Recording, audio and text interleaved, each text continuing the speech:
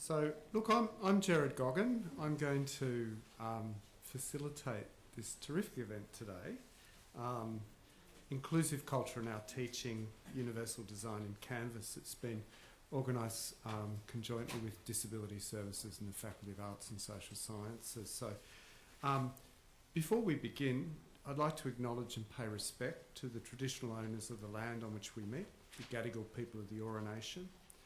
It's upon their ancestral lands that the University of Sydney is built. And as we share our knowledge, teaching, learning, the conversations we have today here, may we also pay respect, and I'd like to pay my respect to the knowledge embedded forever within the Aboriginal custodianship of country. So let's get underway.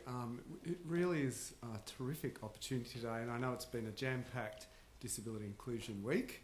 And one of the remarks around the week has been, which I think is perhaps pride for ourselves, a growing sophistication about the conversations in the events. And for those of us who've been engaged around the kind of issues around inclusive culture and teaching, around technology and design, I think it really is a pretty impressive move forward.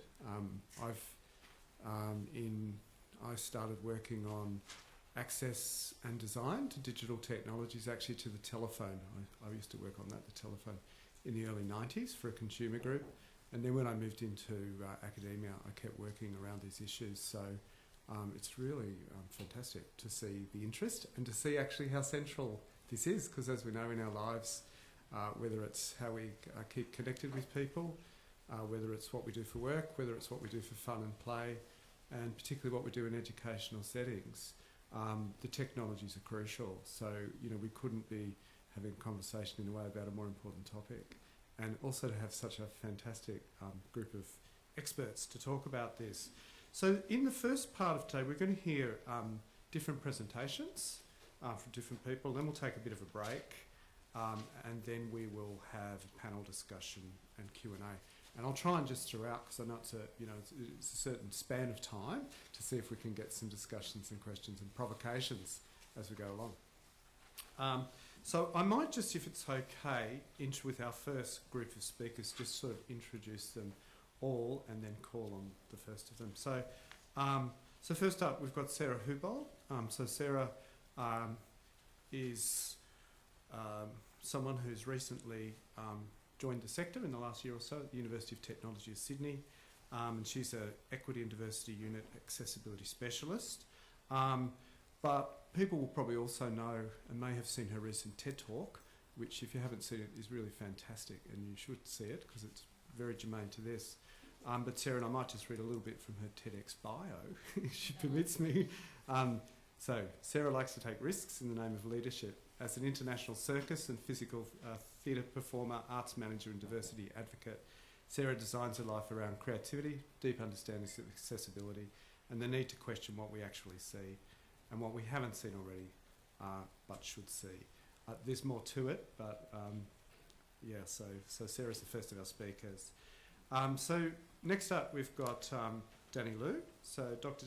Danny Liu's a senior lecturer in academic development and leadership in the education innovation team, and he's a molecular biologist by training. I'm reading from one of his bios I've got somewhere as well, so you have to forgive me if you didn't like this. He's a programmer by night and a researcher in academic development by day and an educator at heart. Oh, that's really good, actually. So Danny's coordinated, mentored and developed a large number of units and won national awards for this. He's passionate about student engagement, infusing technology and learning. So Danny, welcome. You're the second speaker. So our third speaker is Dr. Sheelagh Daniels-May, who's a lecturer in education and social work at the University of Sydney. Recently moved back to this part of the world and joined the university. Sheelagh is a Kamilaroi woman, originally from northwestern New South Wales. She joined the Sydney School of Education and Social Work in 2017 as a fellow in the Wingaramura Leadership Program. In 2016, Sheelagh completed her doctorate titled Culturally Responsive Pedagogies of Success, Improving Educational Outcomes for Australian Aboriginal Students. And she did that this doctorate at the University of South Australia. Sheelagh has studied in the areas of education, criminology, psychology, and has a wide range of experience across different sectors. So Sheelagh is our third speaker. So the fourth speaker, Dr. Michelle Bonati, also seated in the front row on the right-hand side with the other speakers. Michelle is an Associate Lecturer of Special and Inclusive Education in the Faculty of Education and Social Work, University of Sydney. She earned her doctoral degree in Special Education at the University of Illinois at Urbana-Champaign, the US. Her research interests include examining inclusive service learning as a potential context for increasing peer interactions, providing life skills and academic instruction for students with complex support needs. Again, someone with a lot more to be said and to her bio, but we might have to content ourselves with that. Okay, so there are our four speakers. So who are going to talk for, I think, we've got 15-minute slots, so we'll see how they go. So first up, Sarah, welcome. Look forward to hearing what you have to say.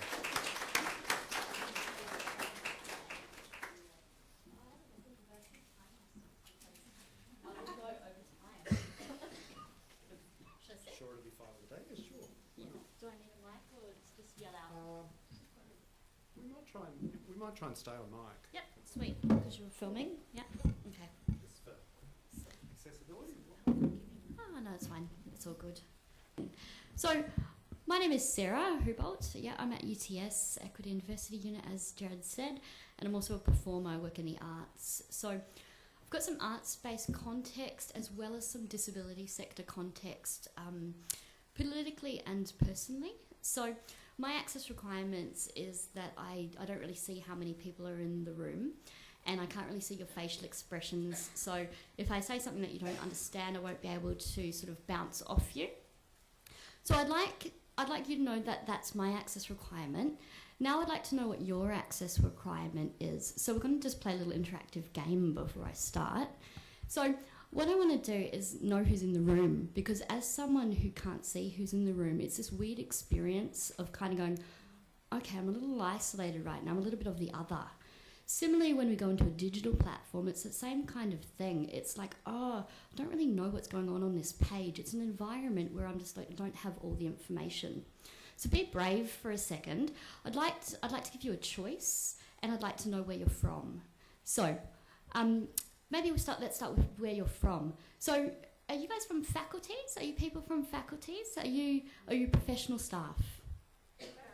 Faculties, yeah. All right, so on the count of three, yell out your faculty. 1, 2, 3. Did everyone who needs that info get that? I thought it was beautifully, choreographed. So welcome into the room. The second thing I want to do is give you a choice. Would you prefer to hear more about the legislation, policy, theory kind of stuff, or more about personal experience? If you prefer the first one, clap. We'll do this in claps. For people who can't see in the room, so for people who need the verbal information visually, make sure your clapping is visual, like people can see it, and I need to hear it because a show of hands is not for me. So if you prefer the legislation, policy and theoretical kind of framework stuff, clap your hands. I love the pause just there. If you prefer the personal experience angle, clap your hands. Oh my gosh! All right, let me dig deep into my soul. All right, cool. So when you're my learner, you're the learner in this experience, and I've just given you a choice. Those choices and options in the learning environment are crucial, and that is part of the way that we design our systems and our processes. So we'll be hearing a little bit later on about the universal design for learning. A lot of it's about choice and that flexibility. So I came here today and I'm offering you flexibility of what I present. So, personal experience. I was born with my access requirements, but no one told me how to talk about my access requirements. So I had to learn on my own along the way. I was actually very, very lucky though, in that I was very, very connected to people with similar access requirements to me, and people with various access requirements. I do culturally, personally identify as someone with a disability, but for the sake of this seminar, I'd like to say I'm a person with access requirements. One of the reasons for that is because I believe very strongly in the social model of disability. which is basically that I'm not the problem, I'm not to be pitied, I'm not a burden. It's the environment that's the problem. So let's fix the environment and put attention into how we all contribute to make it an accessible and inclusive environment. So the way I came to that realisation was through accumulated negative experience. That's not the best and not the funnest way to get to that realisation of what the social model actually means. So when I was growing up, I was in segregated schooling. I went to a special education unit. This means I'm in a mainstream school, but I drop a subject in order to get this special help within a unit, a segregated setting. The advantage of that is sometimes I did get a little extra attention in my learning development. The disadvantage of that is it breeds a segregated lifestyle, attitudinal barriers, a sense of the othering, and a sense of not really, educational systems not really striving for universal design. So that's why the disability community, and I'm very strong in the disability community, that's why we moved towards, we are a hidden social movement, and we moved towards advocating so strongly for universal design. So in high school, I would use my monocular to see the board. I didn't really know how to use Zoom text. The education system doesn't teach you. The specialised disability service organisation might teach you how to use your assistive technology. So we become experts in our own domain, which is a very employable asset for any organisation. So we have, structurally, we have things like the Web Content Accessibility Guidelines 2.0. Hopefully all universities are striving for the AA standards. Those guidelines tell us that our digital environments need to be perceivable, operable, understandable and robust. I had to learn that within my work life, how to advocate for that systemically. But in my personal life, no one taught me that. So I had to fumble along and kind of learn things as I go in terms of how my technology worked and what's best for me in terms of systems and processes. As a student at university, I didn't get my material in a digital format and I needed it. So I had to fight extra hard and take longer study hours to do the same as other people would do in maybe 10 minutes. So this attitude that some academics hold who don't know enough around the disability sector, so it's just about not having information, the attitude whenever you hear that someone is lazy or when there's a dismissive comment on someone's access requirements, you've got to dig a little deeper and go, you know what, that person is probably spending 10 extra hours more than other students in order to get by. Similar to lots of other minority groups or people who experience barriers in society. That is why we talk about the social model of disability. We remove those barriers in the environment. So when we create digital platforms that everyone can access, we remove those 10 extra hours. So that's removing an access barrier, but it's also removing this sense of the other. So that negative accumulated experience makes my community pretty grumpy, and rightly so.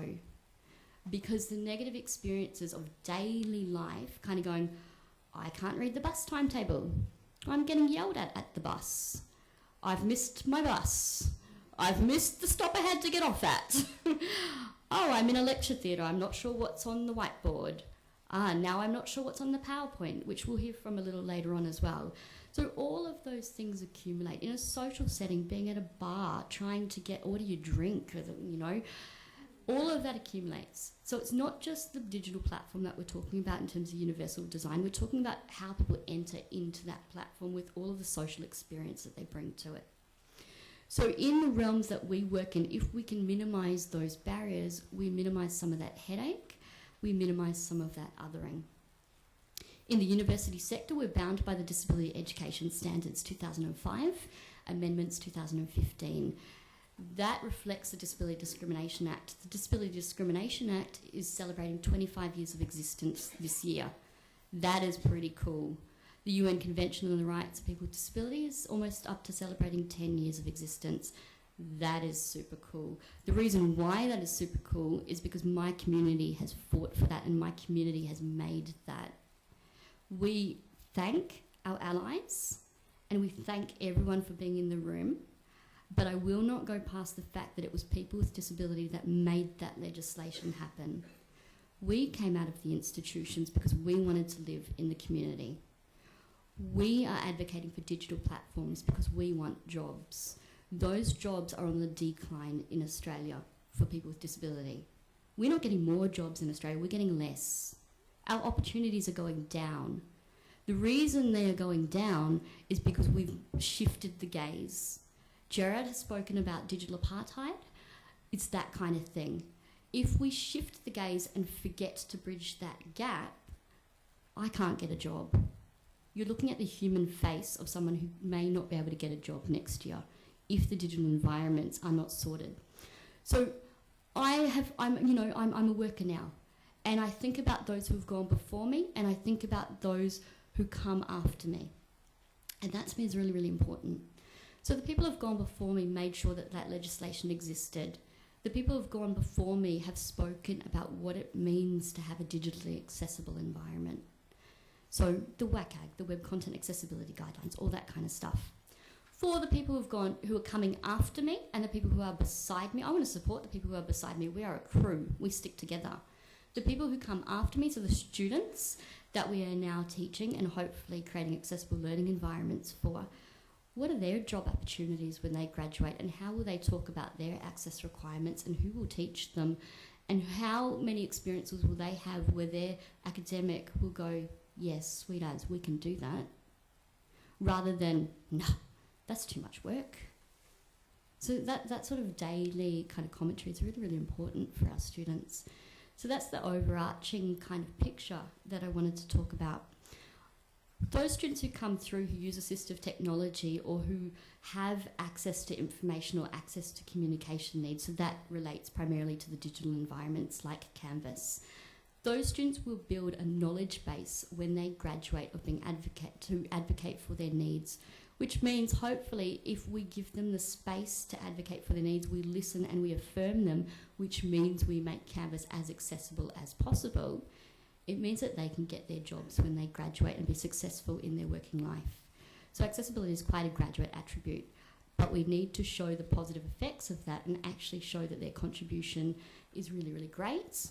And also staff with disability, their contribution and their knowledge base is great to make sure that Canvas can be the most accessible it can be, as long with any other digital platforms that we use, including during presentations.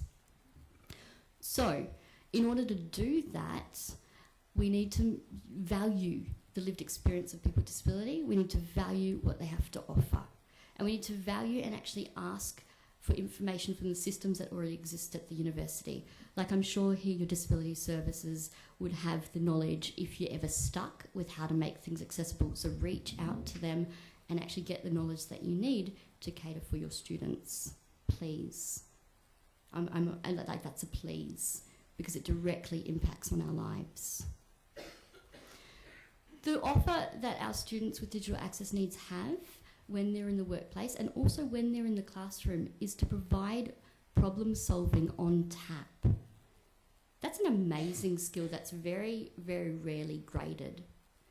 So when you're in a collaborative environment or when you're in a group work or when you're looking at authentic assessments, your students will know how best they're assessed. They'll know if they function better in a group or function with a video presentation to get their grades. They'll know what's good for them. When they graduate and when they're in the working life, they'll be able to shift the world and bring that gaze and focus that gaze solidly on continuing the movement for accessibility. So, for example, a personal experience of mine, a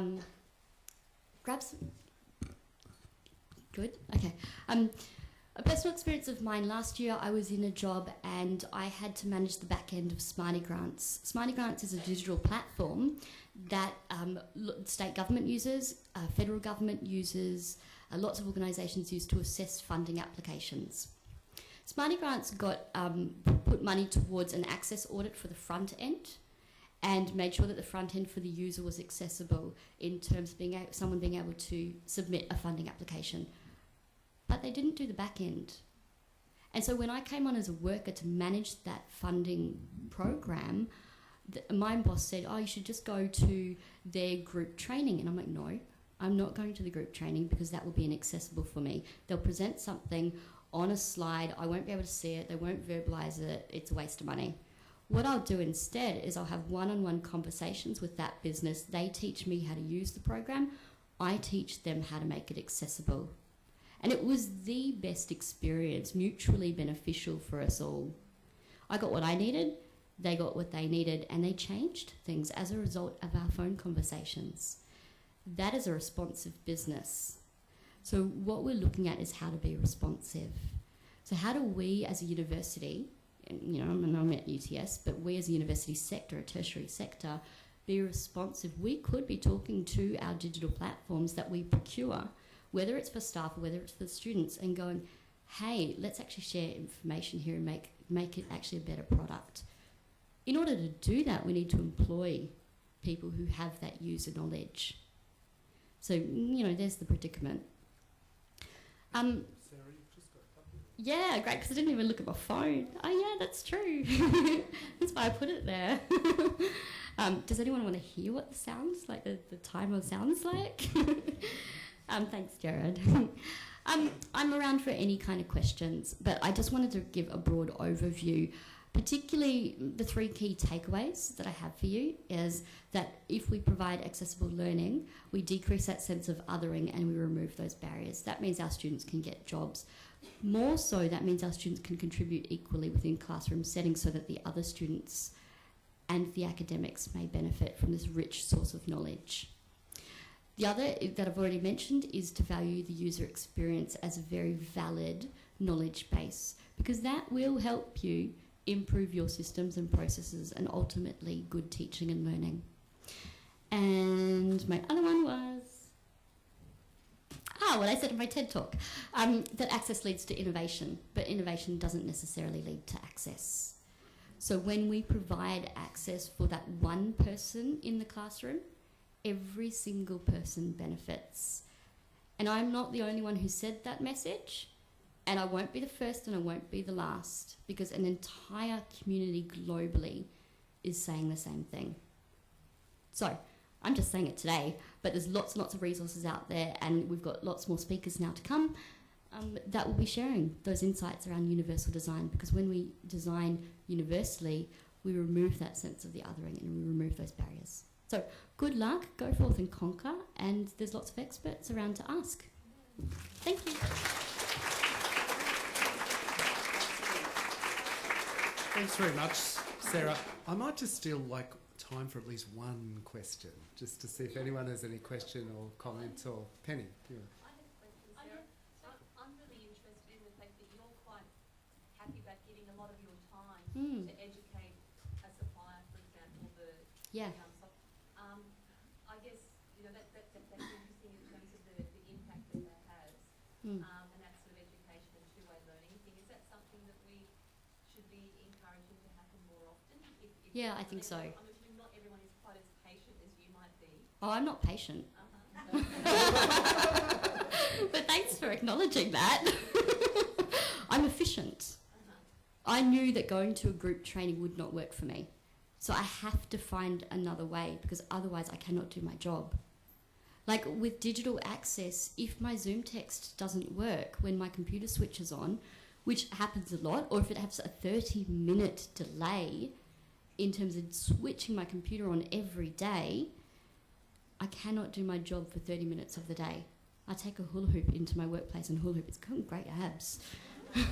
But to answer your question, yeah, I think it is very much about a win-win perspective.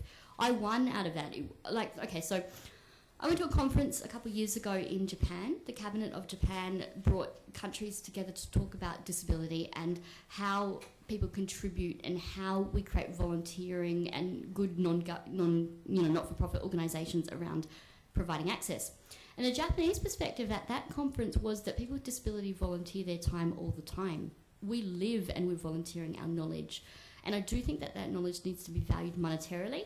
I can do it in my paid roles because I consider it as a key performance indicator.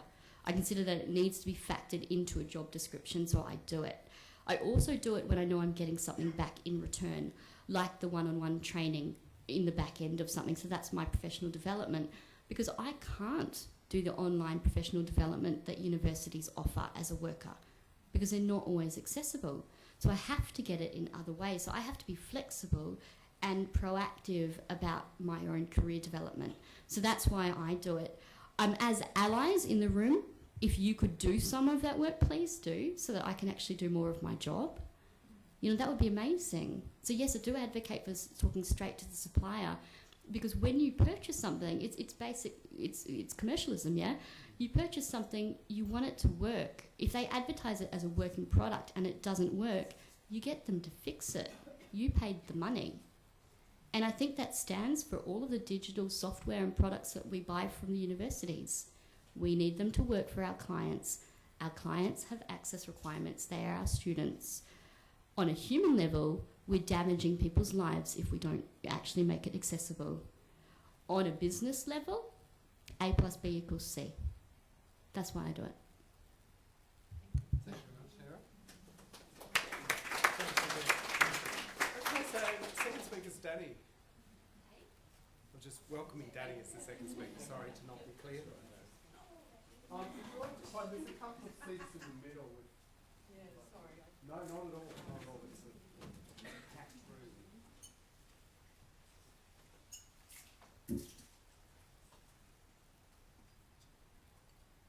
So I'm probably the least qualified and least informed out of everyone in this room. So I feel a bit sheepish standing up here before you, showing you Canvas things. I'm really just a nerd who has interest in making learning good for everyone. So apologies to those with vision accessibility requirements. I am going to present things on the screen. I'm happy to meet up with you separately to discuss things, but I do show if you want to. I love that idea of work with the people who create things, so that lapel. Love the idea of work with the people who create things, so that they can make it for everyone. That's a fantastic message. So today I wanted to go through a course on Canvas and actually. 1489, and actually take you through a few examples of how universal design for learning might work or might look like on Canvas. Michelle is also going to speak, and I'll let her talk as well from a. She'll be showing things from a practical, very active live site perspective as well. For me today, just demos, and Michelle will give you the real deal. Okay, so. One of the key elements of moving to Canvas, obviously, is that hopefully it encourages people to innovate. And Sarah said, accessibility doesn't come from innovation, but innovation the other way around. Accessibility can lead to building for accessibility can lead to building for innovation, and hopefully that's the message that we're trying to get across to our course designers and course coordinators as they try to design and build in Canvas. It's a way for us to always just reimagine what we're doing in our courses, online and also offline. So universal design, as a person who doesn't really know a huge amount about this field, I go on the internet, and you find really, really great gems like this. And for me, starting to look into this, one thing that really struck me, being an educator, is that universal design is not just about accessibility. It's not just about the few people with access requirements. It's about every single learner you have in your class. And that's the really striking thing for me. When you go through all the different models that people have of universal design, you read these things like creating welcoming classrooms, communicating clear expectations, giving multiple ways for students to demonstrate knowledge, giving them choice, like Sarah was saying before, multiple means of representation, expression, engagement, creating good ways that you can deliver material, give feedback, assess students. All of these things are just at the very basic level, they're just good learning and teaching. So I like always going back to these 7 principles of good practice, which is from 1987. These two authors, Chickering and Gamson, they spoke about things like encouraging faculty and student contact. They encourage things like active learning and feedback and emphasizing time on task, high expectations of students, giving students a bit of autonomy, respecting diverse ways of learning. All of these encapsulate essentially all of those universal design principles. Okay? And so for me, the really striking thing about UDL is that it really is fundamentally about making sure that learning is good for all our students. Okay? Now the big question is, how can Canvas help us where Blackboard may not have been able to help us so much? And one thing that we always tell people is the university now has that big Unlearn campaign, which we always say they steal from us, where they stole from us because we were the first ones to use Unlearn. When we tell people, say, when you move from Blackboard to Canvas, you have to unlearn the approach. You have to unlearn that filing cabinet approach to site design, and you have to think about how would a learner interact with your course site if it was a website. Okay, if it was a very accessible, innovative website, how would they navigate? How would they find things? How would they interact? How would they submit assessments? Those kind of things. Do you want to just describe that image? Yeah, sorry. So the image I have on screen now is Master Yoda from Star Wars saying, "You must unlearn what you have learned." And so that "you must unlearn what you have learned" is that university new approach. But really, it's about that. We have a great opportunity now to be able to transform and reinvigorate the way that we design our online sites, so they're no longer filing cabinets, but they're actually really interactive, engaging experiences for all our students. Okay, so on the screen here we have on the left, we have a kind of a screenshot from the typical Blackboard site. So this is actually from one of my Blackboard sites way back when. And on the right we have a potential Canvas site design. And so on the left, the Blackboard design is essentially you have link after link after link to video, maybe a folder with, again, if you go into that folder, you have link after link after link. And it is navigable by keyboard, but the idea here is it's not very welcoming, it's not very inviting, and it's all just a bunch of stuff that you pull into a filing cabinet. Whereas on the right, a potential Canvas design, it's much more engaging. You can embed things into the page. It's Canvas because the editor is really easy to use. You can very easily do headers, and so use heading 1, heading 2, heading 3, as opposed to try and highlight some text and make it bold and 24 fonts in yellow or something, which is how people normally do headings. In Canvas, they literally go to the menu and click header 2. Okay? And so even that really simple gesture from us designing unit sites, and we really emphasize this with our coordinators, is that really helps screen readers, for example, to navigate a page. Okay, it's really important. And then other things you can do with Canvas, you can embed videos, which are quite neat. You can embed links directly from one Canvas page to different Canvas pages or different modules or quizzes or assignments in Canvas as well. And so this way, your website in Canvas functions much less like a filing cabinet, like in Blackboard, but much more like a Sydney Morning Herald website or a BBC website. And so what we tell people is, imagine the website that you would normally visit. How would you get around that website? Okay. Now think about how your students would get around your course. How would they, what would they want to see on the landing page? What would they follow in terms of links, structures, and those kind of things to get to where they need to go? Okay, so Canvas really does allow this really live, engaging way of presenting things. And the editor, maybe I'll try and go into the editor here. Always risky. And the editor really allows you as a coordinator and designer to design things very easily. So I'm just hopping into the editor now. Just go to the very bottom of this page. And so typing in the editor is really easy. And then it's really easy to make headings like we were discussing before. So all it is really just, you go to a menu that says, that drops down and gives you a header. And we really promote this with our users. It's really interesting to see how many academics don't do this, even after we show them how to just click and pop down a header. We have so many sites that are out there that are inaccessible to screen readers because they don't do this really simple thing. And isn't that so much easier than highlighting text and trying to find the color and the size and those kind of things? You know? So really easy things that do save you a lot of time, make things really accessible. Okay. So in terms of the principles of universal design, I wanted to just kind of go through the 3 key elements of it, and Michelle will show even more later on, but then kind of step through these 3 elements and talk about some examples that you can use in Canvas to bring these out. And the first one, sometimes also called the third one, is the idea of providing learners with multiple means of engagement. Okay? And so Michelle has this lovely wheel that she'll show you soon, but on this wheel it's principle 3. But I want to talk about it as principle 1 because I feel that in terms of good learning and teaching, engaging your students is the key. Okay. So this particular principle of multiple means of engagement talks about, well, first of all, recruiting your learners' interests. Okay, so how do you bring them into your unit? How do you excite them about what you're going to be telling them about? And like the wheel says, there are items or there are approaches, practical approaches like, you need to make it relevant to them. You need to minimize threats in the classroom so that they can learn better without that additional pressure. You need to provide them, like Sarah said, with autonomy and some choice as well. Okay. And so this is just an example Canvas because its pages are fairly dynamic. You can bring things in from other websites and other parts of the internet. And so this is just a quick example here where maybe to kick off a class, maybe some pre-work for the students could be look up some examples of this particular topic that are present in your environment. Okay? And to provide your learners with choice, maybe you can upload, or you can provide maybe an audio submission, you can provide a video submission, maybe you can provide a bit of text, you can provide an image, and those kind of things. So it's again that idea of giving the learners choice in this digital environment.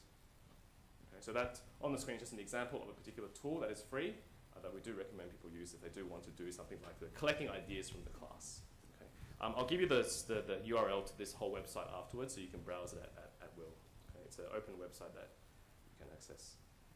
Okay, so on the screen, it's just examples of videos and these kind of things you can put on to the different platforms that you can then bake into Canvas. Michelle will talk about how she uses Twitter, so I won't talk about this one, but you can embed Twitter feeds into your Canvas site as well to bring in the world. Another element of this multiple means of engagement is sustaining student effort. So once you've caught them, how do you keep them going? Okay, and so that talks about things like fostering student collaboration, varying how demanding skills and tasks are for students, and also increasing that prominence of goals and objectives and what the student actually needs to achieve to encourage them to keep going with efforts. And things like the Canvas calendar is really neat. So the Canvas calendar, which I'll try to show here, the Canvas calendar, you as a coordinator, you can go in and add not only assessment due dates, but you can also add various things like class dates and just reminders for your students. And your students can hop in and they can literally see everything that is going on. So here on the screen, there is the calendar, and there are assessment due dates on particular calendar days. And as a coordinator, as a student, you can then bring this as a feed into your calendaring software, and that way it can be live updated from Canvas as well. Okay, so that just increases that prominence of when things are due for students. The Canvas quiz engine, which we won't go into today because it's very big, it's very easy to use. I guess the key there is when you're trying to foster students to keep engaging with a unit, you need to provide them rich feedback, okay, not just a mark at the end of the day. Okay, so provide them rich feedback. You can provide rich feedback through audio, through text, through video, and all these things, and so it's very rich there as well. And Canvas groups, in order to foster collaboration communication, it's also a very powerful way to create small team spaces within Canvas that your students can work in. Okay, so the third one for engagement is this idea of promoting self-regulation. And Michelle will talk more about this, but I wanted to quickly show you this example from a real site, which is, I think, Geosciences 1003. And this particular site, so on the screen we have a module which lists a bunch of pages the students have to go through. And at the beginning, they have a topic introduction. Okay, so the first week or the second week, the students may hit something like this. So the big heading is, where did the Earth come from? You know, there's a big story about the Earth, the image of the Earth, very enthusing for the students. And towards the end of the module, what we have is things like quizzes for students to be able to trigger reflection on. We have a discussion forum for students to be able to collaborate on discussion. And also, finally, we have, at the very end of the topic, another page which just says, topic 1 completed, big tick. You know, hooray, you've done this topic, you've completed your goal, and you can move on to the next step. Okay. And what they also have in this module structure here, let's go back one page, is they have right before those kind of collaboration exercises, they have a set of concept review questions. And so, again, this is a way to turn those learning objectives into really active questions students can ask themselves. Okay? So it's about that keeping those goals that students need to achieve right front and center, so that students can kind of keep track of where they are at. Okay. So that GEOS site is open for anyone to visit, so if you wanted to steal ideas from them, that's definitely possible too. Okay, so the second principle of UDL is the idea of multiple means of representation. And so this is talking about how you can provide for different perception needs. Okay, so one of the aims here is providing options for perception, and so things like offering alternatives to video, offering alternatives to text, offering alternatives to audio. And so Canvas, in this rich content editor, like we saw before, you can very easily do things like select headers. You can very easily do things like add alt text onto images, which is really, really important. Canvas also has a really neat video platform called Arc, which is free for us all to use. And the great thing about Arc is that once you put a video onto Arc, it has machine AI-driven auto captioning. And so I wanted to show you this quickly. So this is on the screen here is an Arc video. On the bottom, is where students can leave comments about the video, but also there's this other menu called the captions. And what you can do is you can select, say this is Australian English, so if you're British, you can select British. And then what you can do is you can click the request button, and that will send off your video to an AI, and then it will, I don't know if it will work in the next 3 minutes, but we'll come back and refresh the page soon. But essentially it will generate captions with, they say 85 to 90% accuracy for your ARC videos. Okay, so a fantastic way if you have a large collection of videos to get this alternate means representation up for your students. Okay. And another thing that really struck me when talking to people who work in this space a lot is that, 2 minutes? Oh, damn. Okay, so is that if you're working in the library, you can't listen to a video unless you have headphones. So the captions in that sense are really, really useful for a lot of different learners in different situations. Okay, so that's not going to load in the next 2 minutes, but that's okay. Down here we have ideas of providing options for expression and language and those kind of things, and the idea is that you provide them with clarity around structure and vocabulary, and so Michelle will show some examples of this and how she uses different ways to get her students to express terminology. Symbols as well. Michelle will also talk about the icons that she uses. Just one quick thing about icons. Don't just have the icon by itself. Even without text, it's really difficult to navigate for students. So if you have an icon, put some text underneath it. Okay, it's just good design. And Michelle will talk more about the idea of activating prior knowledge and also highlighting patterns as well. And there's just some more examples if you want other ones once you browse to this website. Okay, and we've gone through the modules as well. Okay, so the third and final one I want to talk about is this idea of multiple means of action and expression.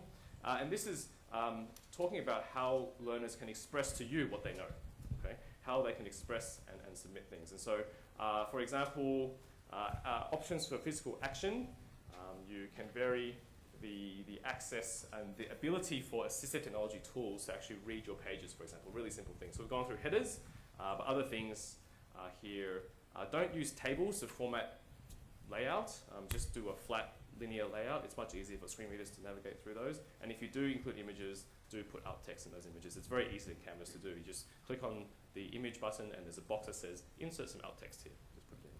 Danny, you're out of time. Oh, okay. What's worth showing here? Oh, no. We'll have another go later on when you do the panel. All right. We'll run out of time. Yeah, no, that's good. Let me just take a quick question, Danny, if I may. Can we take quick questions? Does anyone have a question for Danny? I have a question. Can you edit the captions? Yes, you can. Definitely, yeah. So before you approve them for release, you can edit them. We had a question down the back. That was my question as well. No, I was just going to ask that same question about the video. And then Beck. Can I make a comment? Like, just having tried them just like YouTube, it is amazing to have auto captions, but you must not let them go without checking them. And I think there's been a fair amount of activism by hearing people about this on YouTube already. You can't let them go. I've just looked at our action history ones, and like, there's a lot of words that like you can't rely on them as being okay just on their own. You've got to get in there. Otherwise, they're not good. Thanks, Beck. So that's the URL if you need it. So next up we have Gerard.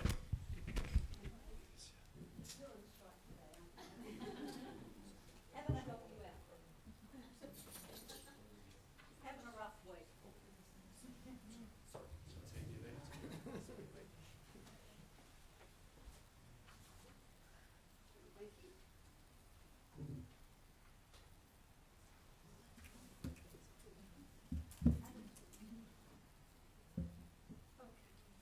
that. Let me start by acknowledging that we are on the traditional lands of the Gadigal people of the Eora Nation, and then I'll pay my respects to elders past, present and emerging. So one of the things that you'll notice straight away is that I actually, yes, we need a microphone, I should know this by now. I actually do my PowerPoint presentations deliberately. Are we going yet? No, we're not going yet.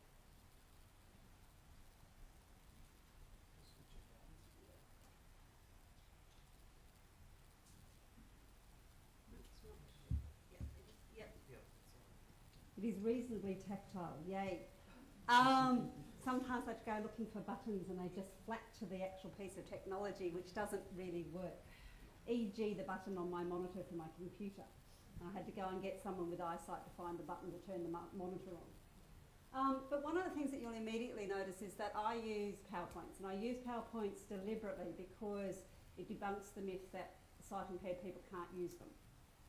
But it took me 12 months to figure out with a lot of assistance how to do this, and one of the things that I needed to learn was to actually put this onto a black background because I have photophobia as well as a lot of other things, and one of those things is that I actually don't deal with glare very well. So when I have black text on white background, my eyes start to do weird and wonderful jumping flea things. So I use a black background, okay, so this is what this is here. But also I don't have access to my screen reader when I'm using PowerPoint because JAWS, my program, Job Access with Speech, which I've been using for about 20 years, it doesn't cope well with split screens. So it doesn't do well with having a monitor here and a screen up there. So I have to actually have it and pretend I can see what's there, but really isn't. So a lot of being vision impaired or any disability really is bluffing, okay? And just then coming up with creative ways. So just to explain my what Sarah calls it access requirements and abilities, I wasn't born vision impaired. I was born, we think, with most of my eyesight, if not all of it. It's a little bit of a murky story. And I got the measles when I was 7. And the measles knocked out a great deal of my eyesight. So if you haven't got your children vaccinated, please do so. And I lost my eyesight but didn't tell the adults. So my friend Joy at school was my first access person. She was the same age as me, and we had an assignment of comparing African and Indian elephants. She did all the seeing stuff, I did all the well-rehearsed pointing stuff. So the teachers didn't get to know that I couldn't see until a maths test came along, and suddenly Joy couldn't be my eyes and I couldn't do the maths test, so I was considered lazy and got 6 of the best of the wrong end of a feather duster for not getting my work done. And I was age 8 at the time. So age 9 I had another big issue with access on entering an institution for disabled children, and I was IQ test on entering the institution, but the IQ test was not modified for the fact that I hadn't been in school for 2 years or that I was low visioned. So I came out of that test mildly mentally retarded and was treated as such until, well, probably for quite some time, but until I finally got myself expelled from the institution for the handicapped by streaking in front of the Governor-General.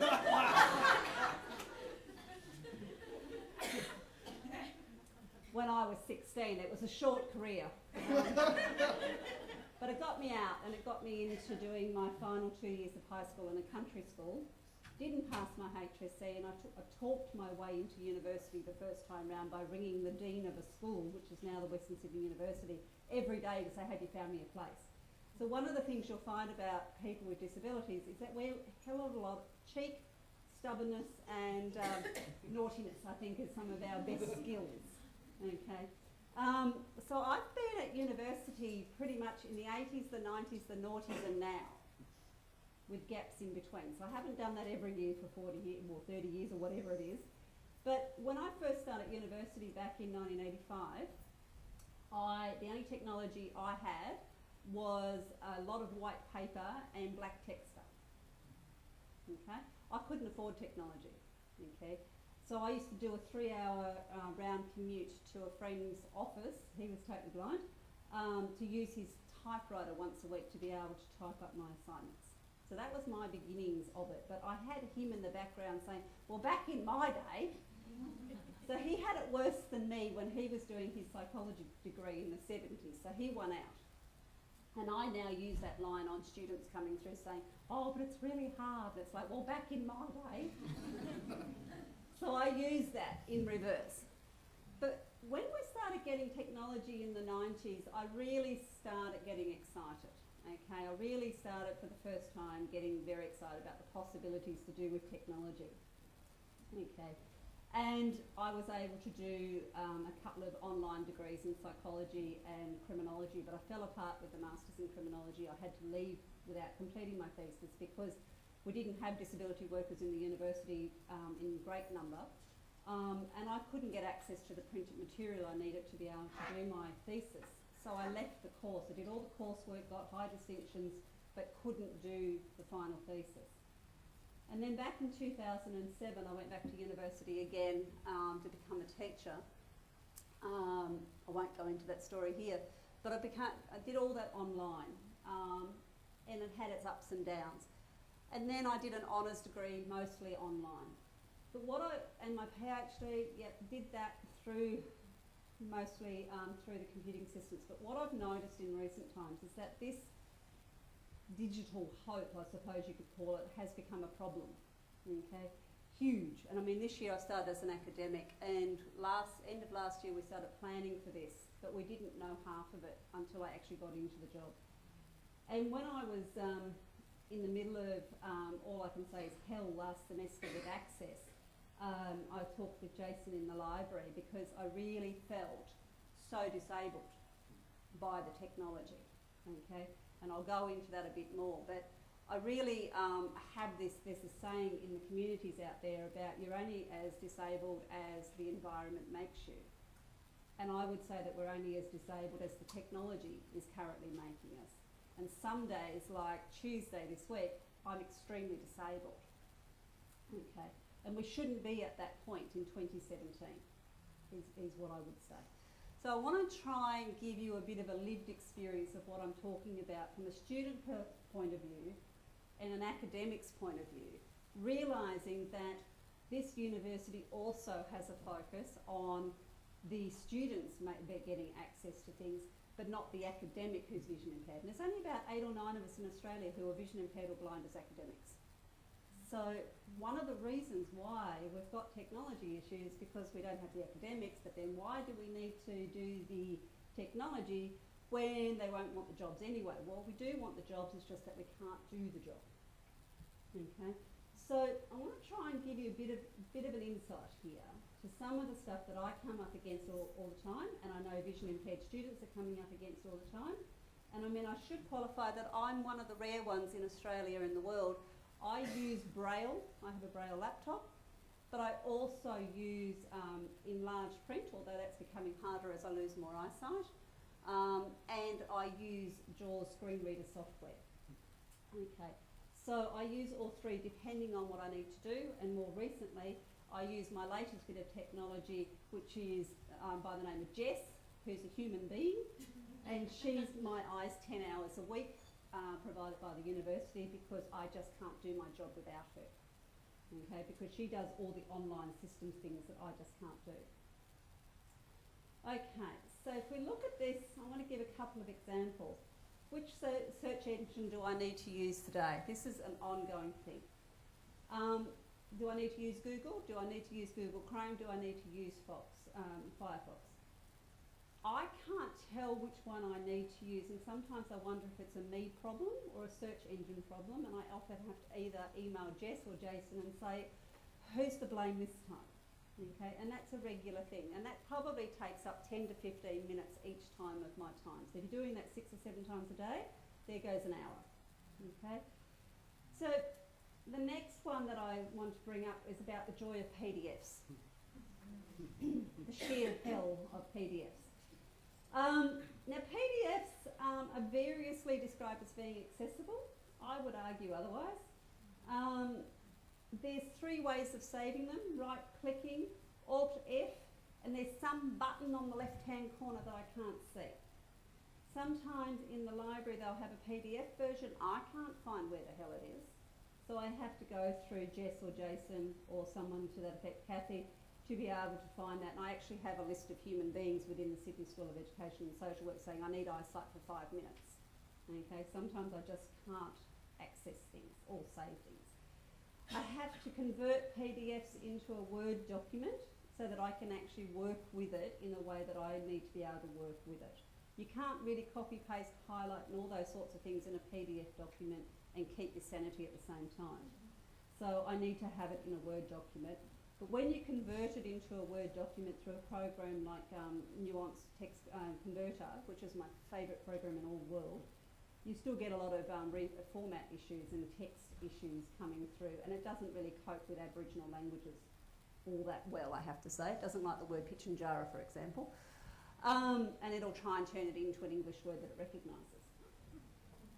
Now, if we go into the world of videos, I'm just going to bring this up. I was trying to write a lecture the other day, and I was looking for something to do with wicked problems, which is an area that I work in.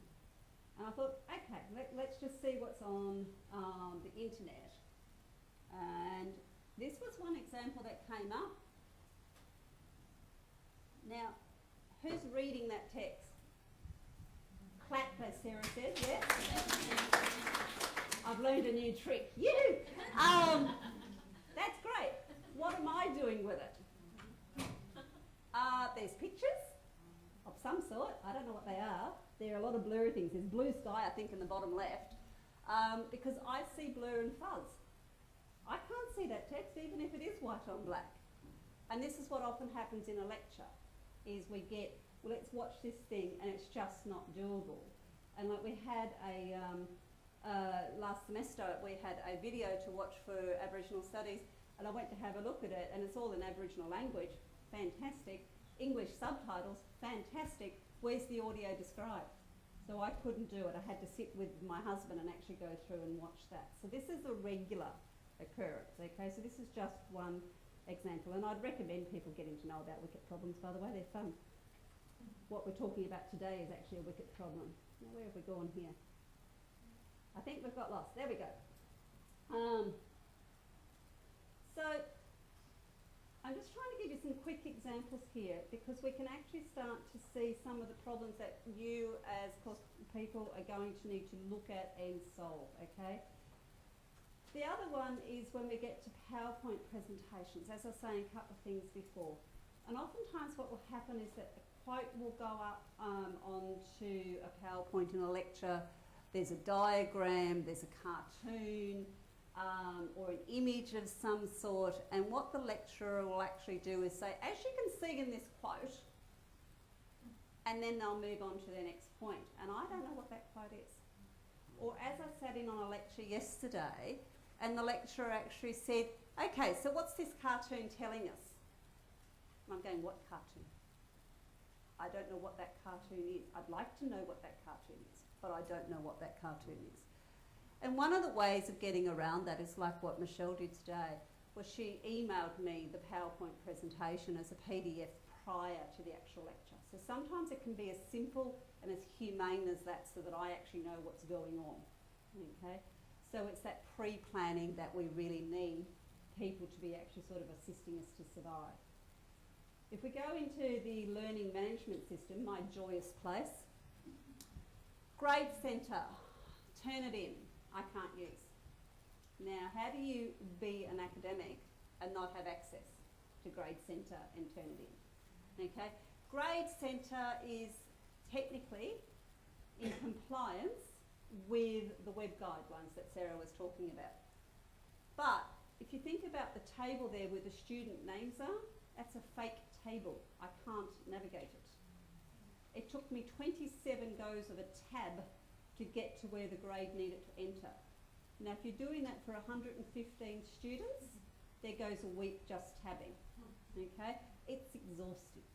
So when I first started talking about the privilege of normalcy, I was in a really bad space that day. I wasn't feeling too generous about things those days, because I was thinking, these bloody sighted people who just take it for granted that they can see, okay?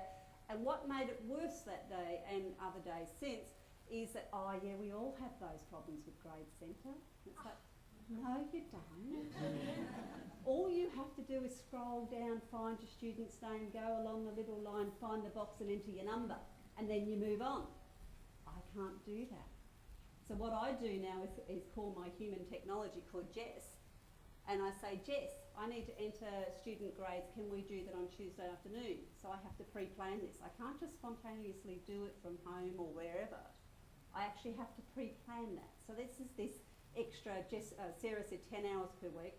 I think I probably do an extra 25 hours a week when it comes to access stuff. But thank God for Jess, because otherwise it wouldn't happen. Okay, so the university are providing that. Equity sucks, it costs money, someone said to me once.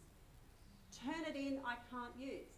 So I'm marking students' assignments. Jess has to upload those into Word documents, but that means we can't return them through Turnitin. We have to email them individually to the students. Okay, so I can't use that. So technically, yes, accessible, meets criteria. To be actually a user of that product and to navigate it as an academic, I cannot do. Okay? Sheelagh? Yep. 2 minutes. All right. So then I went on to the joys of Canvas. And I haven't gone to the presentations about Canvas because, as Sarah said, it'll be a PowerPoint presentation and I won't be able to get any benefit from that time.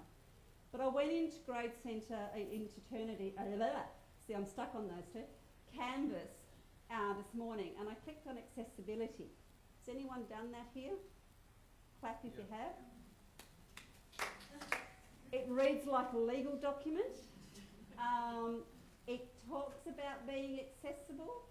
It talks about meeting the guidelines, but it actually has written in there, embedded in it, we can't guarantee anything beyond October 2016. Okay, I don't know if anyone else has picked up on that, but it certainly... If you write anything on your computer, you need to get Grammarly. I write pretty much all day, every day, and Grammarly makes my writing better. As a student, I like that it's free. It actually is correcting everything as I'm writing it. Grammar errors, spelling errors, and even helps me find the right words to use so I can say what I want to say. It catches all those embarrassing little mistakes before I hit send. I downloaded Grammarly around first, but Jess, you've changed. Okay, so when I went into Canvas, I was quite excited by the possibilities that we have in Canvas. And I've listed some of them there. So we've got these possibilities of audio describe, which are vital for vision impaired and blind students. We've got this idea of being able to shift and foreground different texts and change texts around that Gerard was talking about before. So I got quite excited about this. I also got excited by these other couple of things here that I'm going to rush through now.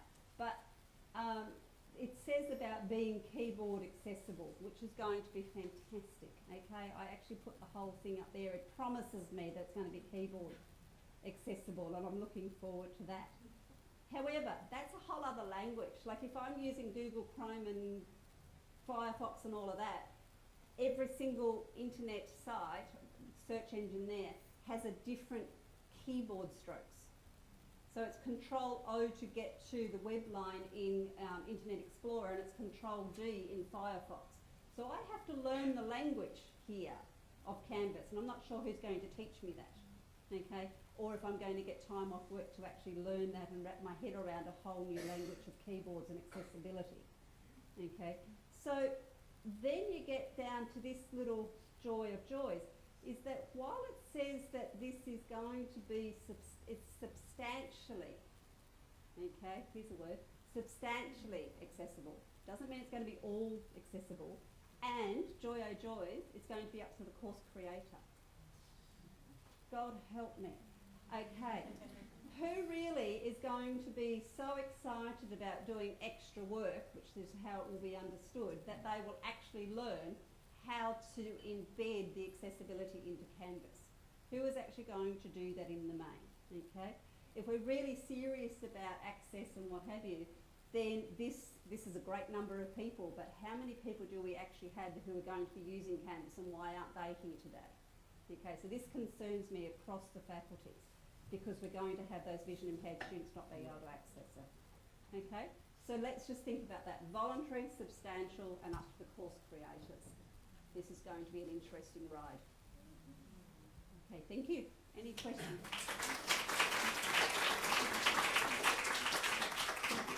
Thanks very much indeed, Sheelagh. You're welcome. Very, very important presentation. Questions?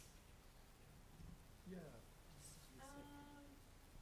I just had a quick question about converting PDFs to Word documents, and whether like it accessibility, like readers work if the Word document is say like read only or has some like Yes. protection on it. Yes, it does. Okay. And if it has a password protection on it, let me know, because I know how to break it. It's good having friends who are geeks. okay, because they've given me clues on how to break through those things. So yeah, it is doable. We just had another question as well. Yep. Two, actually. And I was wondering, well, A, when you're going to streak again.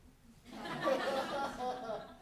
was wondering with Jess, with your human, is there a scope at the uni for people who want to contribute to inclusion to volunteer as Jess for an hour or two a week to help people who need an extra pair of eyes? Is that a project that the uni could get behind? I think it's a wonderful idea that the university can get behind. I mean, in my building alone, we have about 10 people who are there if I need eyesight. So I think it's going to be getting to that stage where we will need that volunteer system for students and for staff to be able to give us that. So I think that's something that I can raise with Penny Pipcan, who gets behind me. And if it wasn't for Penny and Jason and Jess now, and Andrea last semester, I probably would have quit the university. So that's something I'll put to them. But streaking, the only person that I streak for now is my husband. And the guide dog, and she doesn't complain. Well, not too bad. I pay her enough. And just a final question for Final Sheelagh. question. Regarding the accessibility, is there any reason, or I don't know if you've discussed this with Education Innovation, is there any reason that they couldn't build that into all the sites so it wouldn't be up to the course creator, that it was a fact that that's how it should be? I have no idea, and the reality for me is that, like Sarah was saying, talk to the providers of these things and what have you, and that is great. But my job is actually working as a lecturer and researcher in Aboriginal education. That's my job. So sometimes I put on the disability hat because it's necessary, but my actual job is my Aboriginality and getting the education to our kids. That's my job. So in addition to doing like 25 hours a week to get access to stuff, then I would need another 25 hours to actually say, hey, why aren't you doing this? So I think this is where we've got to get all these ambassadors on board to say, why is this not happening? And really start aggravating things. I'll talk to the Education Innovation. I would love to put in a plug for that. And we'll take that up in the panel discussion, I think, Yes. particularly. Yeah. Thanks again, Sheelagh.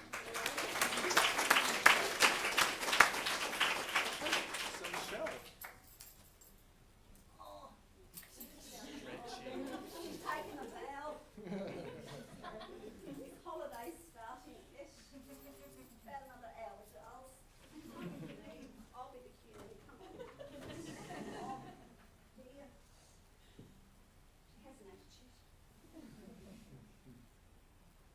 Oh, gorgeous.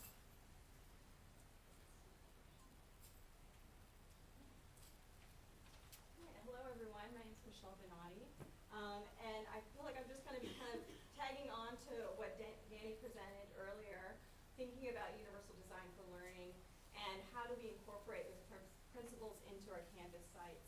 I had the opportunity to try out Canvas this semester with one of my courses, so I'm going to be showing you some slides that have some screenshots from my Canvas site. It's a course called Collaboration and Consultation, and it's for our master's degree students in special and inclusive education.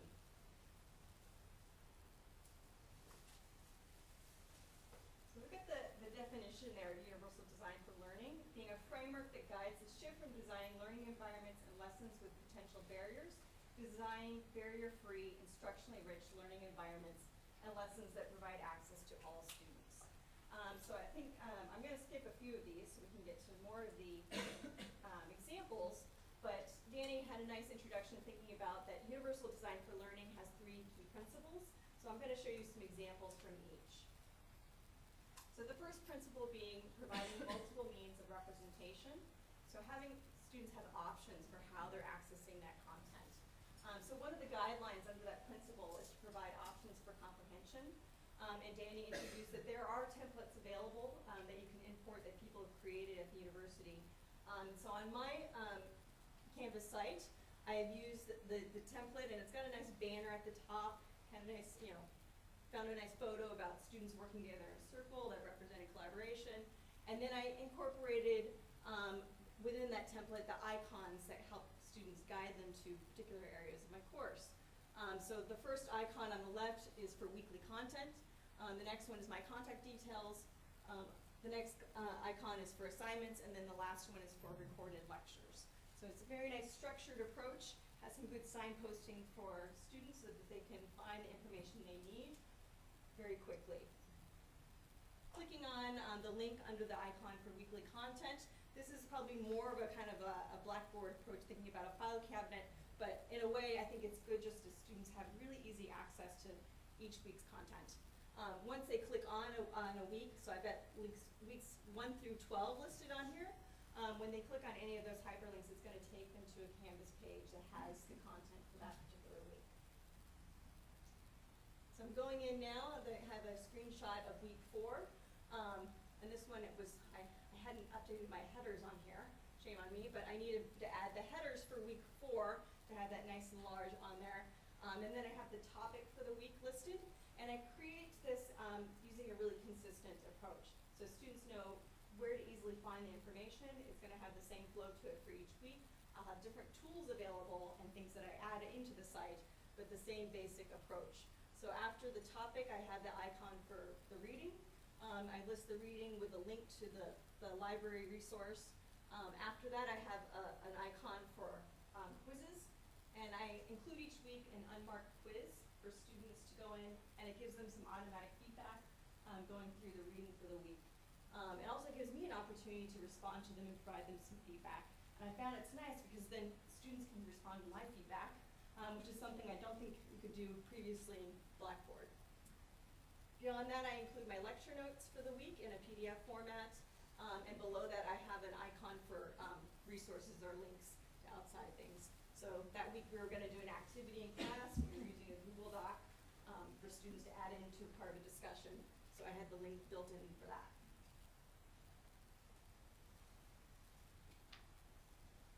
One of the tools I added into the Canvas site was to have a glossary page. So I have a separate page that throughout my site, whenever there's a key word that comes up or a key term or vocabulary piece. So this aligns with the guideline of providing options for language and the particular checkpoint around clarifying vocabulary and symbols. So for example, on one of my pages, I had the key term adjustments. And so linking on that went to the glossary page, and it provides the definition of adjustments as being actions or modifications made to enable students to access educational content and outcomes. I have a hyperlink on the word adjustments that then goes to the Department of Education's website to give some further information about that particular keyword.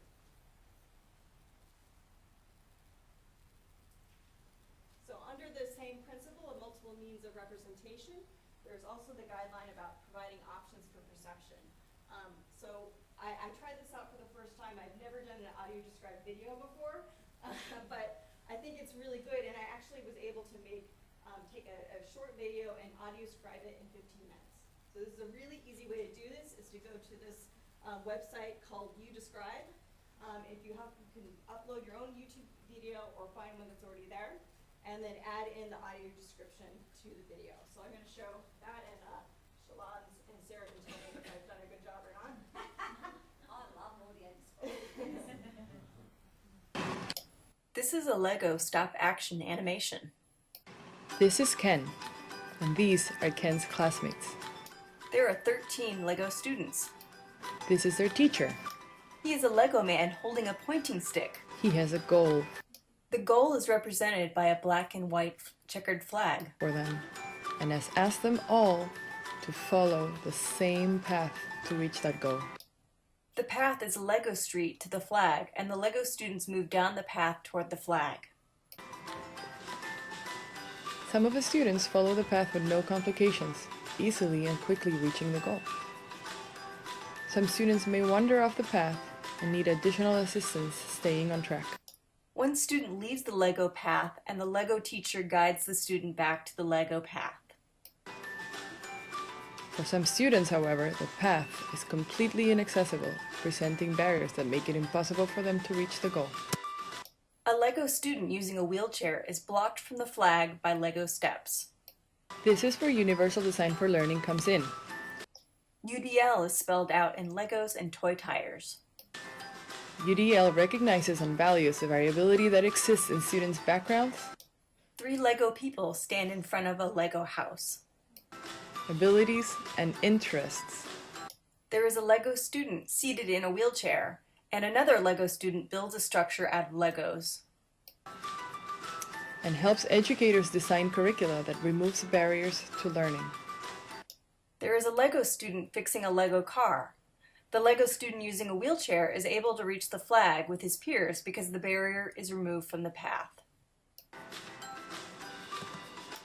Now there are 3 paths to the flag. By providing different paths to reach the same goal, UDL supports the different ways in which learners take in information, express what they know, and engage in learning.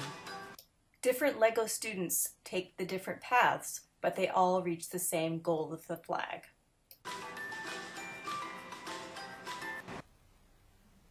There you go. So that video was made by someone else online, and I found it on YouTube, and it actually was already captioned nicely. So on the Canvas site, you could include the caption-only version, and then have another version embedded below that that has the audio description. Oh no. I just closed my slides. The door doesn't, I should just say, the door doesn't open from outside. That's why, yeah, it's a problem in trying to get a fix. I was doing so well.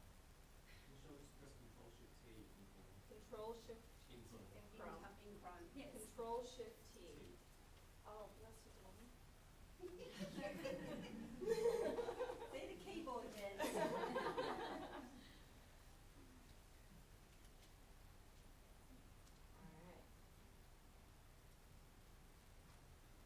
Alright, so another example of providing students option under the second principle of multiple means of action and representation is to provide students with various ways of being able to communicate. And if you think about our large lecture theater classes, how much of a barrier is that oftentimes for students to respond or give feedback during a lecture, or to be able just to ask questions in general. So I often use online polls during my lectures, and you can also embed these polls within your Canvas site for students to be able to respond online or through texting. So I have an example of that. So if you have a device and you would like to respond, you're welcome to. So I have a question for you. It'll come up. You can respond by going to the website pollev.com/Bonati, and it's listed up there, or to text to the number 61427-541-357. So if you have your phone, or if you have a computer with you and you'd like to respond, I put one example up there. I put the filter on in case anyone was considering using bad language and blocked it out.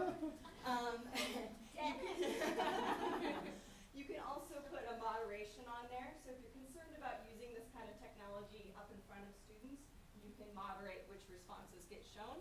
I learned that the hard way. That's all right. Okay, great. So someone has come up and said, ensure text is structured and searchable. And my question was, what is one way you might use Canvas to address the UDL principles? Someone also said, ask them if their requirements are being met. My example was, I think I'll embed videos on pages to explain main ideas. Using alt tags. Install Universal Design Online Content Inspection Tool, or UDOIT. One more comes up. Okay. Well, thank you for those of you that have responded. You're welcome to present information in different formats. All great ideas. They're still going. We can maybe check back if we have time and see what else people added on that. For the, also within that principle, second principle, another guideline is to provide options for executive functioning. So thinking about how do we help students who have difficulty organizing themselves, or with goal setting, or with time management, and we can build that into the Canvas site. And Danny had a nice example of using the calendar to put down due dates. I also have students for this particular unit in week 2 have an assessment where they create a SMART goal for themselves. So SMARTs, if you aren't familiar with that, a SMART goal is one that is specific, measurable, attainable, realistic, and timely. So thinking about how do you break this down and make it really specific to myself, they create something that is related to their own professional development, and I show them on campus some various resources where they can learn a little bit more that would fit with their personal goal. So like the Linda videos that are available to the library is one example of that.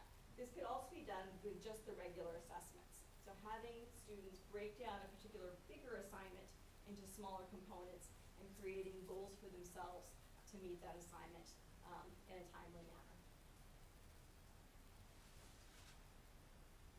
All right, and the third principle, providing multiple means of engagement. So how do we stimulate students' interest in the topic? How do we keep them persevering within our content? So one of the guidelines is to provide options for recruiting interest.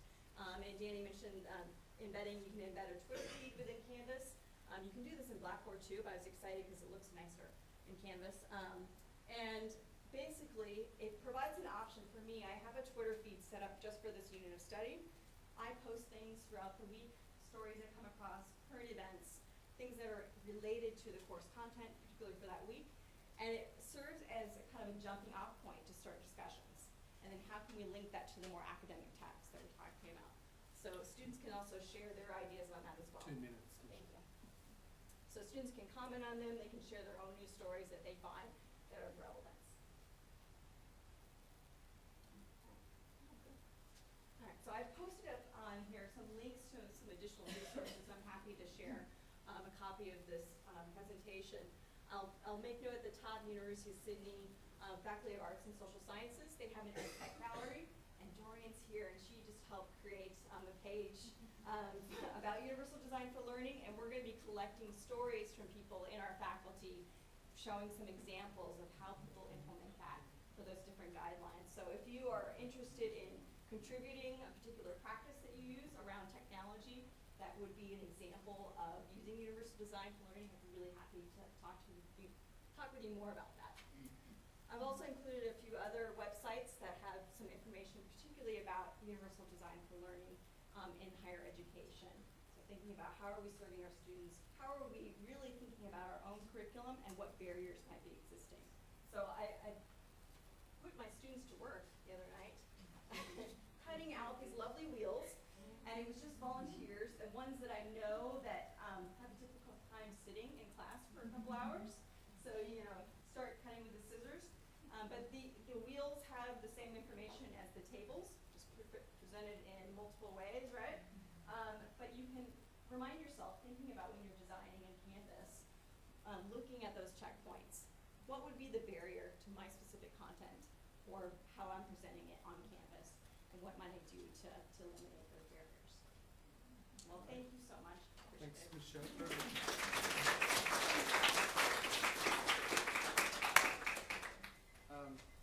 Quick question from Michelle.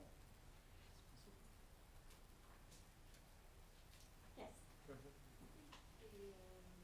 From glossary. Yes.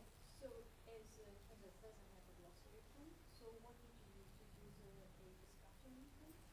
I just created a new page in Canvas, so you can create as many pages as you want within your site. I put the glossary tool icon on there and labeled it.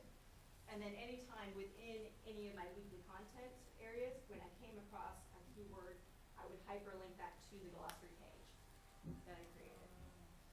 So every page like A, B, each one is a different page. It's not, it's just a single page, has all of the A through Z. But anytime there's another word within a site, so on week 5, there'd be a different word, I hyperlink that word back to that glossary page. Yes. Some comments, because we can all go on the Canvas community and vote this. Since it's important for UDL, there is, for those of us who escaped Moodle, I had Moodle at Illinois, yeah. well, they have a great glossary tool, and Yeah. there are a number of people that are trying to get Canvas to adopt a glossary tool. And I think it would be ridiculous if we take it out of cold storage and vote it up, because it, rather than having us put it on a wiki page, which may not be great, you can actually have a searchable glossary. That's great. If anybody wants to join me in unweighing it. Yes, I also requested and they said we are working on that. Yeah, well, the glossary. there's not enough of this Sheelagh. Just a comment, you did really well on the audio describe. Good, I'm good. an audio describe junkie. Excellent. I have been since the mid-90s when it first started, and I use it at cinemas and the Opera House and everything, because I love theatre and ballet and what they do, and I couldn't do it without audio describe. So I've got a lot of experience to judge your efforts on. Thanks, Sheelagh. Doing better. Two more of our expert participants. So, Associate Professor Leslie Beaumont, who is Associate Professor of Classical Archaeology, no less. And prior to taking a position at the University of Sydney, she was Assistant Director of the British School at Athens. But she is also the, and I'll now forget the exact position around disability inclusion. Disability liaison officer. Fantastic. And then we also have Jason Marcoux, who's already been mentioned in dispatches today. Hello, Jason. Hey. It was me talking about you, so you can imagine what I said. So he gets right on the fly or something. So he's the assistant technology lead in ICT. Jason manages assistive technology support and alternative formatting services for staff and students with disability, with the help of Kathy Wiseman and Caroline Thomas. So on our panel here, there's myself on the left moderating, and Jason and Leslie. Then we have Sarah, who you previously met, and Sheelagh, and then we've got Danny on the far right. So I think we might, we're going to ditch whatever the format was, and we're going to have people asking Q&A. But I wanted to just ask first up, so this has been terrific. I think we've had lots of great lessons, lots of sort of pointers, and some really important lived experience coming through around this. But so how's this going to fly? If this is inclusive culture for teaching, and we are here, which is terrific, so thank you very much everyone for participation, is that going to shift anything? Particularly when you're talking about culture, and you're actually talking about the things that we materially do. How do I, in my department here, sitting in the room, this is where we have our staff meetings, they're pretty spoiled actually, but how do we actually give them the skills? How do we shift the culture? How do we shift it at a multiple level when clearly procurement policy is not going terrifically well? We're going and buying big bits of software like Canvas, and there's real accessibility issues. So, but I particularly wanted just as a qualification to say, well, what about the culture part of this?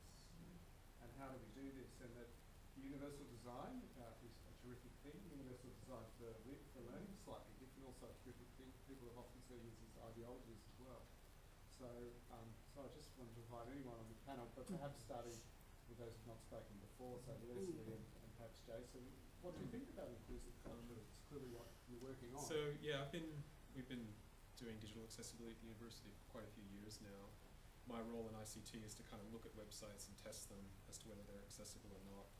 Last year we put together a plan for digital accessibility, and we've been trying to get the word out to the university on that. We've offered training. We have a bunch of resources up on the staff intranet around that. But adoption is quite slow. It's very hard to reach the university on these things. A couple weeks ago I was working with a student who uses a screen reader.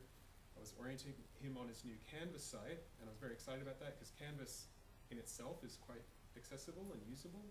And it was just a simple issue that the lecturer had broken the unit up into topics, and for each topic, instead of having text, the lecturer had an image, and they didn't have alt text. So the student was actually getting, when the screen reader spoke those images, it would speak, this is an image of a dog. There were a bunch of dog images, and he couldn't get any further than that. And had I not actually been there to help him with sight, he wouldn't have gone any further. The simple things like that we need the university community to start doing when they're building sites would make a massive difference to students like him who have a disability. And I think today is really great. It's fantastic to hear from people who have access needs. I don't have access needs, but I'm an advocate for it. And I think this would be a good starting point for more of this type of forum for staff to come and learn about accessibility and universal design more broadly, and that we can roll on from there. Thanks very much, Jason. Leslie. You mentioned two very important things, culture and in practice, how this is going to work. In terms of culture, I think we are moving slowly as an institution, and we need to continue to move forward on that front. This has been a great session today, but I've mentioned to a couple of people in the room, I think it's perhaps a session that we need to repeat in some form or another over the next few months at faculty level. To do a roadshow is the Yeah, phrase often yeah. used. So culture is something we need to keep working on. In practice, I think we have to factor in, and I'm speaking here as an academic rather than the disability liaison officer, I'm wearing both of those hats, but academics are being bombarded in the university with so many new things that they have to take on and they have to do, and we have to factor that into this equation. And as a result, the proposal that I understand the university has made to support each academic in building their Canvas site is very important. Each academic is to get some time allocated to them from somebody who can sit with them and help them build that site. That's really important, because if you leave it purely to the academics, it won't work. With the best will in the world, with the best cultural approach, it won't work. The other thing is that I understand from Adam Bridgman that there is a plan for each new Canvas site to go through a checking process. Now, I think the fine details of that have still got to be locked in place, but that is really important as well, because if somebody isn't there at the end of the line to check that all these accessibility provisions are being incorporated, again, it's not going to happen. So we are moving in the right direction with culture. We need to do more on that front, but I think the practicalities are really important, because if we don't get this right the first time round, we're going to embed mistakes and errors in these sites that will just get perpetuated over the years to come. Thanks very much, Joseph. Sarah, what do you, and you work at another university as well, so you've got a range of reference points. I've got 3 key points. It's a really great question, great provocation. First is, I reckon we need to put accessibility as a line in every budget and an item on every staff meeting. And so every single staff meeting we talk about accessibility, no matter where we are at the university. Therefore, it's always checked off. It becomes an item of business, that is business as usual. It's done. No matter what we're talking about within that section, we talk about it. The second point is employ someone with lived experience and keep that targeted employment happening. Ask for the exemptions under the Human Rights Commission, go for the affirmative action kind of stuff, because people listen quickly to the person who has barriers in front of them. And it's really strong. It's like, see this thing over here? No, I can't. And I have to do something. If I tell you all to stand up and walk closer to me so I can see your faces, you'll have to do it. I'm not asking you to do that right now. But I have actually been in a lecture theatre where I've asked every student to get up and move to the front row. And then they go away and their bodies have moved and they think about it later. So lived experience is really, really important. And the third one is to get to know how to do the access tools, like the audio description or the captioning, or learn some Auslan, learn plain English, learn easy read, as a priority rather than simulations, for example, for cultural shift, because I don't agree with simulations. So I don't think we should be putting blindfolds on, I don't think we should be hopping in wheelchairs. I think we should be learning how to audio describe, learning how to caption, learning how to provide the actual access and getting straight to the heart of it. When we get specific about accessibility, that's when I think we can also shift culture. Thanks very much. Sheelagh? Okay, I've got a few things rattling through my head. One is that I think we need to move away from a culture of reacting to responding. And what I mean by that is that oftentimes a lecturer or an academic will only change their practice because they have to, because they've got that student that is causing problems in their learning space. So, you know, and I say it in that voice because I have had academics say to me, I can think of one in particular, well, that's not my issue, because he knew that, for example, that I was travelling to be able to get to a video hookup to his lecture, and the lecture starts at 6, so please give me any readings, whatever I need by about midday that day at the very latest, so that I can make sure they're accessible. And he had this continuing habit to just do it at about 4:30, 5 o'clock in the afternoon. So no way of actually being able to access it. So we're in that reacting space rather than responding, where I'm going to do this even if I don't have a student that I know of has a disability in my classroom, okay, or an inclusion issue. So it's making part of it your practice, okay. One of the things that I find too is that I often say to people who are most resistant to changing their practice is, you know, there's a high number of adults who sadly become disabled as adults. Are you setting up the world for your future or not? So start thinking about it in a personal way. The other thing that Jason helped me come to terms with, I think, last semester, he was cheaper than therapy, thankfully. But I have a real history, as you heard before, of you know, being told that I was mentally retarded and all the rest of it. So I've had this embedded fear all my life that one day people are going to find out exactly how dumb I am. And one of the outcomes of that is that I don't ask for help, okay? And I will stubbornly do it myself. Doesn't matter how long it takes me, doesn't matter how many headaches and migraines I get because I'm looking at a screen that I can't see very well. I will do it myself because I feel dumb. Surely it's not that difficult. And Jason sort of came back with words of wisdom to me last semester saying, no, you're not that dumb, the system is. And I took that on board, and it sort of allowed me then to start asking for assistance, because what I realised in that moment is that if I'm not asking for assistance, then people don't know the problems, okay? And I know within my school and within my unit, there is a change happening because they're living accessibility all the time with me. And it's like, you know, assuming that I've got access to Facebook. Well, I haven't had 3 months to learn how to use Facebook as a sight-impaired person. I just don't have that 3 months to do that. So it's sort of been a lived experience, and it's also sort of me going to people and saying that was fantastic, like Michelle getting the audio described right. So let's celebrate the victories so that people actually get that recognition. But I think it's about giving people real life examples, like, you know, what the hell does a dog mean? Where's that link to whatever? Or if I'm using the LMS site and I'm looking for a course whose code is INDG, why am I bringing up links and then having to go through 22 number 2s to get to 2017 INDG? So it's little things like that that I need to be able to sort of educate people about and say, can we relabel these things so that are actually more user-friendly?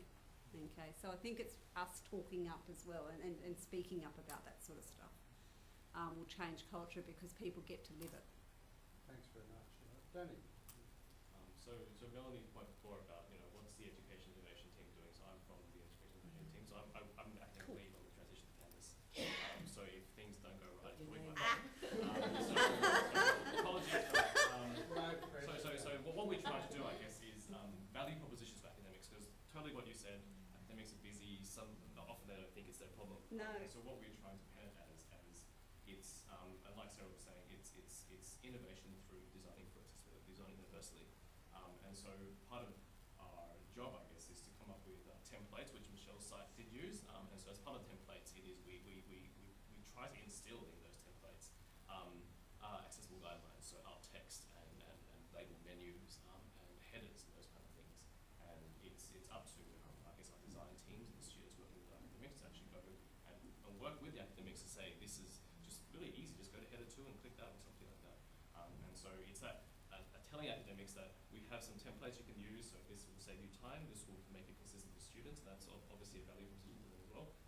Doing accessibility is actually quite straightforward, and it will benefit all your students. And the idea is that also once the sites are built, you mentioned the checking. We don't want to necessarily go back to, if people are familiar with A2A, that used to happen, we don't want to go back to A2A, because that is a very punitive way of doing things, but we do have this evaluation matrix coming up, where a big part of it is accessibility, and so we will be evaluating sites based on their accessibility and how they're designed in order to be accessible as well. Okay, so a bit of time for questions and contributions from yourselves. Go ahead. I guess my sort of You might. Great. mic. So my name's Elle, and I actually work off campus. So my question is sort of relating to, I guess, the practicality of being able to engage with people with the lived experience when, at a very basic level, you know, our building is not disability friendly, for example. And how do you sort of, I guess, engage with this, you know, network within the university to sort of, you know, be able to get funding or discuss these sort of like very primitive issues that are, you know, that don't and actually physically enable us to engage with the right people. What faculty do you belong to? Medicine. Dagmar, there should be a disability liaison officer for the Faculty of Medicine. I'm sure Dagmar can give you their direct contact details, because in the role that I occupy for the Faculty of Arts, I'm often the first person to be approached about these kinds of issues, and though I might not be able to resolve them, I know how to channel them so that they are addressed. So the disability liaison officers can be very useful in helping you to find out ways of addressing issues that are of concern.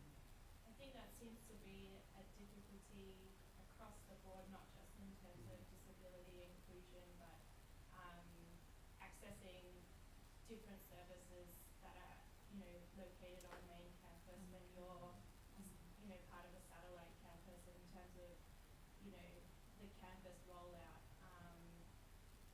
You know, how is that going to work in terms of getting people to come to us, or, you know, like very basic things that relate to being geographically isolated from main campus and the services and people and expertise that are here.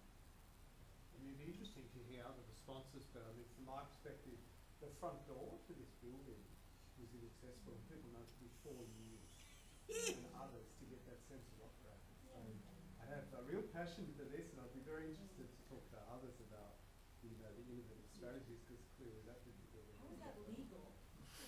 Yeah. well, for various reasons, but I think this is a really interesting issue, and Leslie's worked with me on this as well, and part of the frustration. It'd be interesting to hear, are there creative or other strategies of perseverance? With this building, it's probably built before 2015 when the Australian standards came in for accessibility, so it's very recent in our times that we've got standards to kind of know we must have accessible buildings. Try the telephone, try YouTube. If someone can't get in the building and you need advice, there's the telephone. You know, there is always a way to connect with someone who has a disability or access requirements, because it's 20% of our population. So yes, absolutely, the environment must be accessible, but we have so many different communication strategies. We have Skype. We could find an expert overseas if we wanted to. Like, time and space is so small now in our world. So there is absolutely no excuse for not getting in contact with someone who has the expertise. I see it all the time in the arts. We have arts companies that go, oh, we couldn't hire a performer with a disability, we couldn't find any. And I'm like, you're talking to me. You're in a country, and this is all over the world, you're in a country where there are agencies that have an entire membership of arts with disability, and that includes experts with disability in other industries and other sectors. So there is actually no excuse. Yeah, thanks. I just wanted to, I guess, the environment of legislation, the Disability Discrimination Act in 1992 is predicated on a model of having to sue. So, like as Sarah said, the guidelines for building only really came through in 2015, and otherwise, theoretically, there's protection under the law for if a building's inaccessible, but you have to sue. And I would sue every single building I entered, every single building I entered ever. And then the courtroom is not accessible. I couldn't go to jury duty this year because it was not wheelchair accessible. So it is not only not feasible, it is not physically possible there isn't time enough in the world, and I have a degree, and I have, you know, meals to eat and people to see. And even this building, I tried to come in through the front entrance, and there's not a lift, so I had to go all the way around. The pavement didn't have a curb cut on the other end, so I had to come off backwards and then come up again up the hill and then over the carpet, and then if I'd come in any later, I wouldn't have been visible through the windows and the door. I would have just been like, hello. Yeah, people don't know. Mm-hmm. But if we truly want to make it part of, you know, a culture of inclusion, that we shouldn't be sitting here talking about can you get through the front door, because it shouldn't even be, it's a no-brainer. Like Sheelagh was saying, responsive rather than reactive, and you can't assume that people aren't disabled until they tell you so, because we have to spend our whole lives telling, and it's really exhausting, and people don't.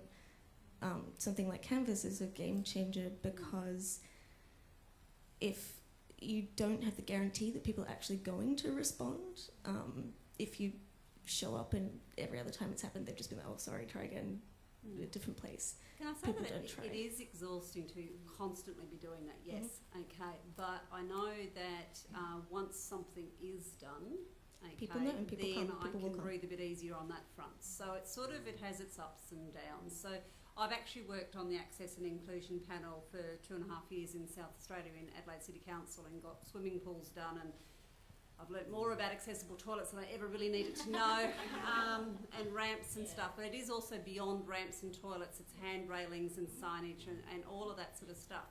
But what I do find, like when I come up with an issue within my building in the Sydney School of Education and Social Work, I go to the building manager, go to Nathan and say, hey Nathan, he goes, what have we got? And I tell him, and then it's normally fixed within a week or two.